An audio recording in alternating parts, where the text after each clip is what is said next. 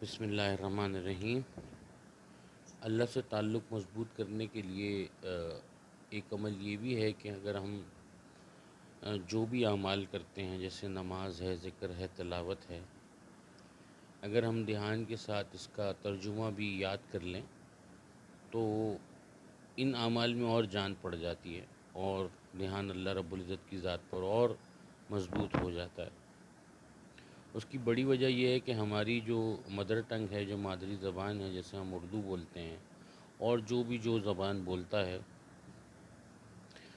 عربی کے علاوہ، تو اگر وہ اس کو اپنی زبان کے اندر اس کا ترجمہ، عربی کا ترجمہ جو ہے وہ یاد کر لے گا، جیسے نماز میں ہم سورہ فاتحہ پڑھتے ہیں، رکوع سجدے میں جو ہم تسبیحات کرتے ہیں، قاعدے کے اندر جو اتحیات وغیرہ پڑھتے ہیں، اگر ان کا ہم ترجمہ سیکھ لیں اور قرآن پاک جو ہم پڑھتے ہیں عربی میں، اس کا بھی ہم ترجمے کے ساتھ مطالعہ کریں اور اس کو بھی کہیں نہ کہیں کچھ نہ کچھ حصہ اس کا یاد کر لیں، تو اللہ رب العزت کی ذات پر دھیان ہمارا بڑھ جائے گا اور اللہ رب العزت سے تعلق بھی مضبوط ہو جائے گا اور ہمیں پتہ ہوگا کہ ہم کیا پڑھ رہے ہیں۔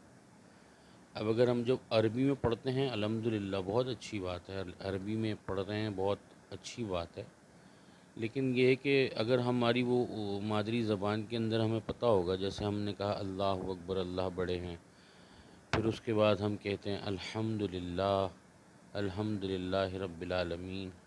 تو اس کا کیا معنی ہیں، اس کے جو ہے نا وہ معنی ہم اردو زبان میں یا جو بھی ہماری مادری زبان ہے اس میں یاد کر لیں گے۔ اسی طرح پوری نماز اور قرآن پاک اور جتنا ہم ذکر اذکار کرتے ہیں ان کا اردو زبان میں یا جو بھی ہماری زبان ہے اس میں ترجمہ